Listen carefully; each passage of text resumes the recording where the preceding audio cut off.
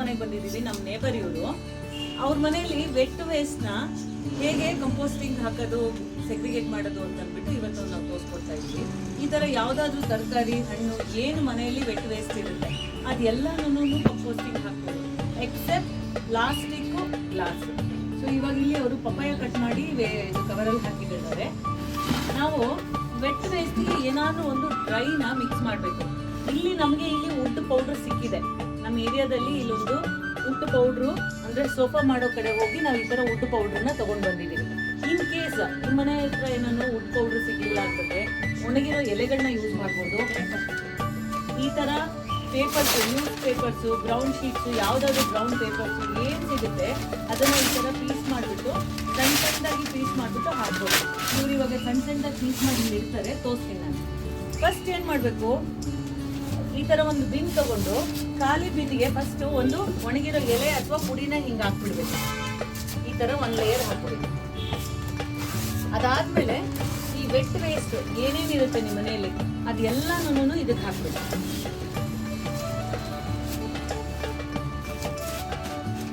ಹಾಕಿದ್ಮೇಲೆ ಮತ್ತೆ ಒಂದು ಲೇಯರು ಡ್ರೈ ಪೌಡರು ಹಾಕ್ಬಿಟ್ಟು ಚೆನ್ನಾಗಿ ಇದನ್ನ ಹಿಂಗೆ ಮಿಕ್ಸ್ ಮಾಡ್ಬೋದು. ನಿಮಗೆ ಈ ಥರ ವುಡ್ ಪೌಡರ್ ಸಿಗಲಿಲ್ಲ ಅಂದರೆ ನೋಡಿ, ಈ ಥರ ಅರ್ದಿರೋಂಥ ಪೇಪರ್ಗಳು ಇವಾಗೆಲ್ಲನೂ ಅರಿತಾ ಇದ್ದಾರೆ. ಯಾವುದೇ ಪೇಪರ್ಸ್ ಆಗ್ಬೋದು, ನೋಟ್ಬುಕ್ಸ್ ಆಗ್ಬೋದು, ನ್ಯೂಸ್ ಪೇಪರ್ ಆಗ್ಬೋದು, ಕಾರ್ಡ್ಸ್ಗಳಾಗ್ಬೋದು, ಇನ್ವಿಟೇಷನ್ಸ್ ಕಾರ್ಡ್ಸ್ ಆಗಿರ್ಬೋದು, ಕಾರ್ಡ್ಬೋರ್ಡ್ಸ್ ಆಗ್ಬೋದು, ಕರ್ಟನ್ ಬಾಕ್ಸ್ಗಳು ಬರುತ್ತಲ್ಲ, ಈಗ ಪಾರ್ಸಲ್ ಬಾಕ್ಸ್ಗಳು ಅಮೆಝಾನ್ ಬಾಕ್ಸಿಂದ ಪಾರ್ಸಲ್ ಬಾಕ್ಸ್ ಬರುತ್ತಲ್ಲ, ಆ ಎಲ್ಲ ಬಾಕ್ಸ್ನೂ ಈ ಥರ ಪುಡಿ ಮಾಡಿಬಿಟ್ಟು ಇದಕ್ಕೆ ಹಾಕ್ಬೋದು. ಈ ಥರ ಹಾಕಿದ್ರೆ ಏನಾಗುತ್ತೆ, ಇದರಲ್ಲಿ ಜನರೇಟ್ ಆಗುವಂಥ ವಾಟರ್ ಇರುತ್ತಲ್ಲ ಅದು ಅಬ್ಸಾರ್ಬ್ ಆಗ್ತಾ ಬರುತ್ತೆ. Thank you so much. Thank you Vaishnavi for recording this one. Thank you Vedant.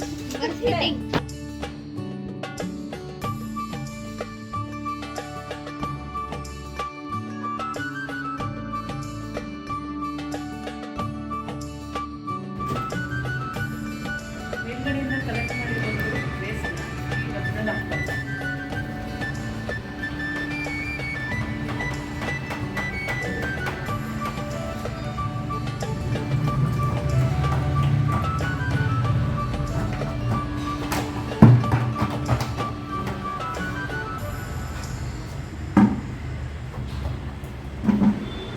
ಇದನ್ನ ಇವಾಗ ನಾವು ಹಳ್ಳಿಗೆ ತಗೊಂಡು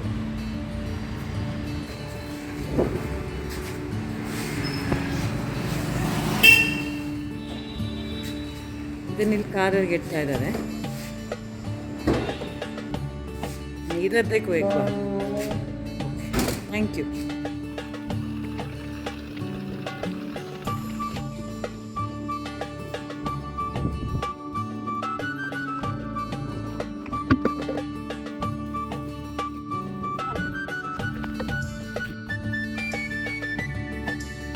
ಒಂದ್ಸತಿ ನೋಡು, ನಂಗೆ ಹೆಲ್ಪ್ ಮಾಡ್ತಾ ಇದೆಯಲ್ಲ ನೀನು. Thank you.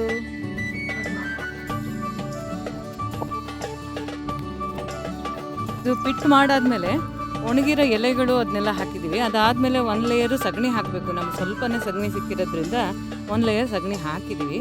ಈಗ ಅದಾದಮೇಲೆ ಇಲ್ಲಿ ಕಂಪೋಸ್ಟ್ ಮಾಡಿ ನಾವು ಇದರಲ್ಲಿ ಕ್ಯಾನಲ್ಲಿ ತಂದಿರೋದನ್ನು ಈಗ ಅದನ್ನು ಅದ್ರ ಒಳಗಡೆ ಹಾಕ್ತಿದ್ದಾರೆ ರಾಮಣ್ಣ.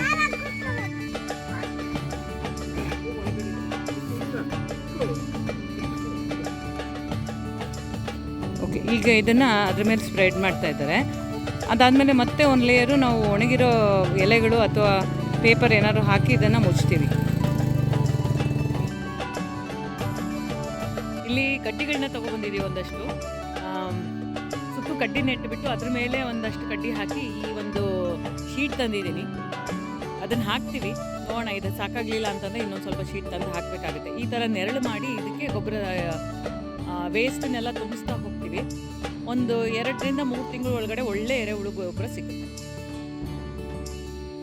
ಅದಕ್ಕೆ ಸಹಕಾರ ಮಾಡ್ತಾ ಇರೋದು ನಮ್ಮ ರಾಮಣ್ಣ.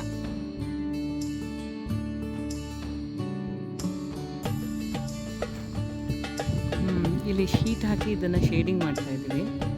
ನಮಗಿಲ್ಲಿ ಮಂಜಣ್ಣ ಸಹಾಯ ಮಾಡ್ತಾ ಇದ್ದಾರೆ ರಾಮಣ್ಣನ ಜೊತೆಗೆ.